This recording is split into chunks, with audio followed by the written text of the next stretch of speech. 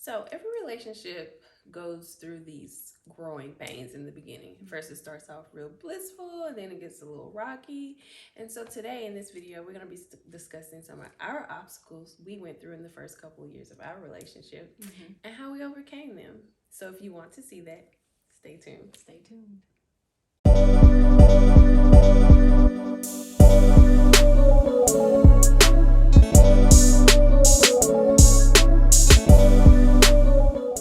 Hey, I'm Fee. And I'm G. And welcome to Fiji, where it's all about relationships and lifestyle.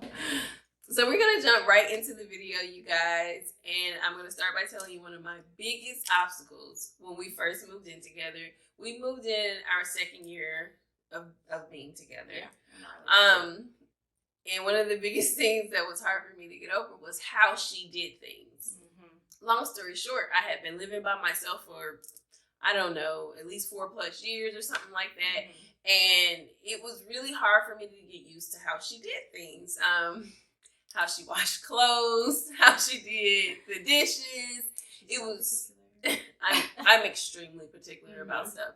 And so how I actually got over that obstacle is just learning how to communicate my issues to Fee. Like telling her, well, babe, I know you do it this way, but, just can you consider it this way? Maybe, just expressing myself to her. Mm-hmm. And not only that, but also just giving her room to be herself. Because that's hard for you. That was really hard. It's like you want to control things and, hey, you should do it this way or whatever the case, but you can't do that. And then I realized that minuscule things like that don't really matter. You know what I'm saying? As long as the clothes are clean, the dishes are clean, doesn't matter how she does them. Mm-hmm. So that was one of my biggest obstacles. Oh, for sure.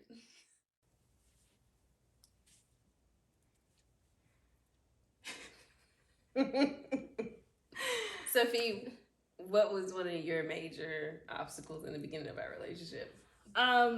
So honestly, I think the biggest obstacle that I faced in the beginning of our relationship was actually unlearning behaviors that I had in my previous relationship. Mm-hmm. My previous relationship was a very long relationship, so I got very accustomed to doing things a certain way and acting a certain way, behaving a certain way.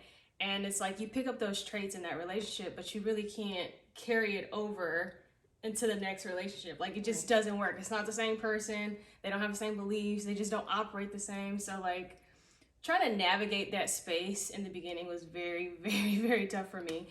I was a bit toxic. I'm going to be honest. In my past relationship, I used to pick fights to for no reason, honestly. I used to just pick fights just to be in a bad mood or in a bad space so we wouldn't have to do certain things together.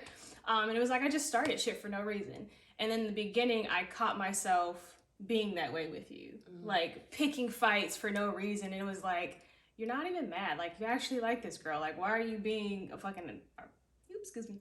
Why are you being so rude? And you don't have to be you love this girl. She's awesome. You don't have to have those same... or act the same way that you used to act. It's a whole different relationship. So overcoming that for me, it really took some time to... I had to take some time to kind of reevaluate my habits, my behavioral habits, and just sitting back and analyzing them and saying, okay, this no longer serves you. This no longer serves the relationship that you're currently in. And then just kind of getting rid of them. And if I caught myself doing it, it was pause, stop, and then try to move forward from that. But that was definitely a big obstacle. But I think I've done a really good job at overcoming those toxic behaviors. And yeah, so that was one of the... And plus, I would call her out on her shit. She was, and crazy. And you know what? That's interesting that you said that, because I didn't have that in my past relationship. My past partner was very passive aggressive in a way and very submissive to me. And when I got with Geneva, she was no ma'am, you can go. And I'm wait, what? Me? Yes, bye. I don't need this type of energy. So just having that, it was okay, she's a keeper. She's a keeper. And another really difficult obstacle I had to overcome was I always worried that it was too good to be true. And that came from just being in really bad relationships. Like before Fee, I've never had a relationship that I would consider even halfway as decent. So, Decent. well, I'm not saying we're decent, but I'm just teasing. But it's not. No relationship I've ever had ever came close, and so I was always worried that it was too good to be true. It was gonna end soon, or it was just gonna get worse. And how I overcame that obstacle, honestly, was just time. And Fee always showing up, validating that, you know, she was my person. She was going to be here for me no matter what. And, you know, that built my confidence in us, in our relationship. Because when you come from a background where all your relationships have just been absolutely horrible, from just verbal abuse, mental abuse, emotional abuse. That's the one I was looking for. You just don't have hope, and you think that's just the way these things are going to be. But Fee has really changed my whole paradigm around relationships. And, you know, after some time, it really got easier for me to just understand, like, hey, this is my ride or die. This is the love of my life, and we're going to be together because she showed up so much for me. So, and I think, too, just, you know, to caveat off what you said, showing up when you are dealing with someone who's had so many negative experiences in their past relationships, like, you can't take it personal. And I think I was very lucky because I was really open to the fact of, like, wanting to show her, like, we're good, like, I'm okay, like, you can trust me. And I know sometimes it always doesn't go that way. Sometimes it can go the complete opposite way, where the person's like, if you don't trust me, and if you still feeling like this, and you think I'm that other, you know, whatever, it like creates that, they get defensive, and they get on that, like, oh, well, if that's the case, then, you know, we don't need to be together.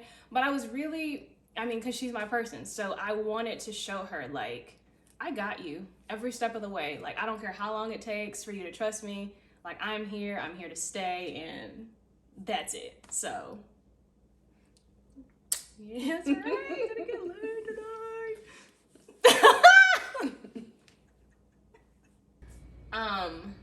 So another huge obstacle that I faced in the beginning of our relationship was, got a little lipstick? Yeah. Okay. It was worrying about how others would view our relationship. So, like I said before, I had come out of a very long relationship. It had been 10 years that I was in this relationship. I was actually married. We both were married when we met, by the way. And getting a divorce, like, not many people knew what was going on. So, like, getting a divorce and then, like, showing up with this new girl, everybody's like, who the fuck is she? Where'd she come from? Sorry, I keep cursing. Where'd she come from, right? And I was nervous because I was terrified of what people would say. Like, I was honestly like I didn't know what my family was gonna think, my friends were gonna think, like, where'd she come from, right? And it was really like that. It was like, where'd she come from? And all along, like, she had been there, but I just had never really showed her to the world. And I had got to a point in our relationship where, from the start of our relationship, I've been extremely happy with Geneva. And I think I was very nervous about sharing my happiness because I was scared of what people would think. And, like, just being afraid to show your love to the world, I think it's a really awful feeling. So I just got to a point in the relationship and in a point in my life where I was like, I don't care what nobody says. I am happy. And honestly, that was the most important thing for me. And it was like, the only way to overcome this is to just, like, rip the Band-Aid off. Like, this is your girl. Here she is. It is a different person, but oh well. Take it or leave it. Like, and then after a while, I just knew, like, the dust will settle.